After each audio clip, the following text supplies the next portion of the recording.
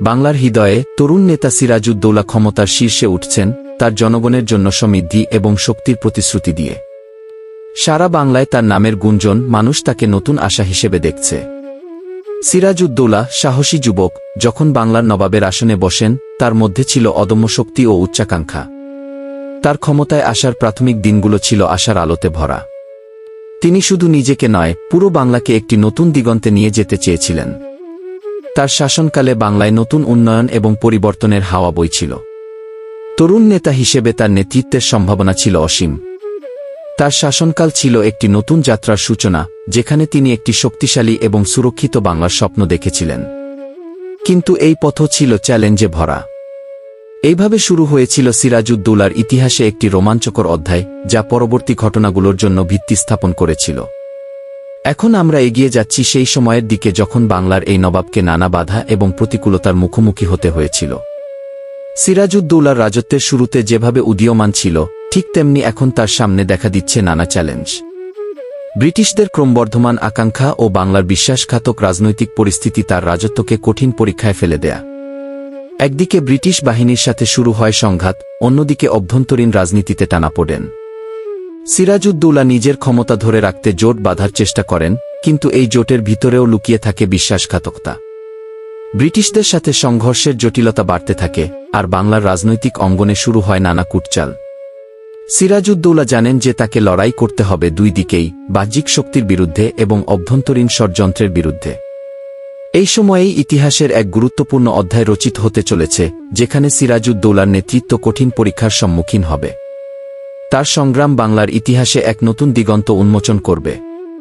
এই উত্তেজনাপূর্ণ সময়ের শেষে আমরা এগিয়ে যাব সিরাজউদ্দৌলার জীবনের সেই ক্লাইম্যাক্সে, যেখানে তার ভাগ্য নির্ধারিত হবে এক ঐতিহাসিক যুদ্ধে। ইতিহাসের পৃষ্ঠায় এই মুহূর্তটি ছিল অবিশ্বাস্য নাটকীয়তা। পলাশীর যুদ্ধ, যা শুধু মাটির নয়, ভাগ্যের পরিবর্তনও এনে দিয়েছিল। সিরাজউদ্দৌলার সাম্রাজ্যের হৃদয়কে আঘাত করেছিল বিশ্বাসঘাতকতার ছুরি। তার ঘনিষ্ঠ মিত্র মীর জাফর, যিনি বিজয়ের প্রতিশ্রুতি দিয়েছিলেন, হয়ে উঠলেন তার পতনের কারণ। যুদ্ধের ময়দানে ব্রিটিশ বাহিনী যখন এগিয়ে আসছে, তখন সিরাজউদ্দৌলার সৈন্যরা ভেঙে পড়ছে। তাদের মাঝে বিভ্রান্তি এবং হতাশার ছায়া ছড়িয়ে পড়ছে। ব্রিটিশদের সাথে একজোট হয়ে মীর জাফর তার স্বার্থে সিরাজউদ্দৌলাকে ছেড়ে দেয়। এই অবিশ্বাস্য বিশ্বাসঘাতকতা সিরাজউদ্দৌলার সমস্ত আশা এবং স্বপ্নকে চূর্ণ করে দেয়। এই পরাজয় শুধু একটি যুদ্ধের ছিল না, বরং এটি ছিল একটি সম্রাটের পতনের প্রতীক। সিরাজউদ্দৌলার নেতৃত্বের শেষ বিন্দুটি এই বিশ্বাসঘাতকতার মধ্যে হারিয়ে যায়। তার পতন শুধুমাত্র তার নিজের জন্য নয়, বরং বাংলার ইতিহাসের একটি ক্রান্তিকালও ছিল। তবে এই পরাজয় নতুন ইতিহাসের সূচনা করে। এটি বাংলার পরবর্তী প্রজন্মকে শিক্ষা দেয় যে বিশ্বাসঘাতকতা এবং লোভ কখনোই সত্যিকারের বিজয় এনে দিতে পারে না। এই শিক্ষাই আমাদের সিরাজউদ্দৌলার কাহিনীর শেষ অধ্যায়ের দিকে এগিয়ে নিয়ে যাবে। সিরাজউদ্দৌলার শাসনামল ট্র্যাজেডির মধ্য দিয়ে শেষ হলেও তার কাহিনী আজও অনুপ্রাণিত করে। তার সময়ের ঘটনা আমাদের শেখায় কিভাবে শক্তি ও বিশ্বাসঘাতকতার মধ্যে ভারসাম্য রাখা যায়। আধুনিক বাংলাদেশে তার উত্তরাধিকার এখনও জীবন্ত, প্রমাণ করে যে ইতিহাসের শিক্ষাগুলি আমাদের ভবিষ্যতের পথ নির্দেশ করতে পারে।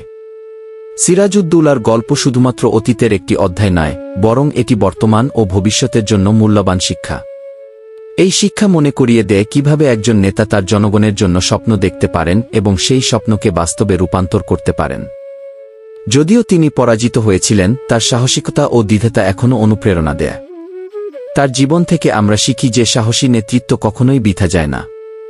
আজকের বাংলাদেশে সিরাজউদ্দৌলার কাহিনী মনে করিয়ে দেয় কিভাবে ইতিহাসের শিক্ষাগুলি আমাদের বর্তমানকে গঠন করতে সাহায্য করতে পারে। ব্রিটিশদের ক্রমবর্ধমান আকাঙ্ক্ষা ও বাংলার বিশ্বাসঘাতক রাজনৈতিক পরিস্থিতি তার রাজত্বকে কঠিন পরীক্ষায় ফেলে দেয়া। একদিকে ব্রিটিশ বাহিনীর সাথে শুরু হয় সংঘাত, অন্যদিকে অভ্যন্তরীণ রাজনীতিতে টানাপোড়েন। সিরাজউদ্দৌলা নিজের ক্ষমতা ধরে রাখতে জোট বাঁধার চেষ্টা করেন, কিন্তু এই জোটের ভিতরেও লুকিয়ে থাকে বিশ্বাসঘাতকতা। ব্রিটিশদের সাথে সংঘর্ষের জটিলতা বাড়তে থাকে, আর বাংলার রাজনৈতিক অঙ্গনে শুরু হয় নানা কূটচাল। সিরাজউদ্দৌলা জানেন যে তাকে লড়াই করতে হবে দুই দিকেই, বাহ্যিক শক্তির বিরুদ্ধে এবং অভ্যন্তরীণ ষড়যন্ত্রের বিরুদ্ধে।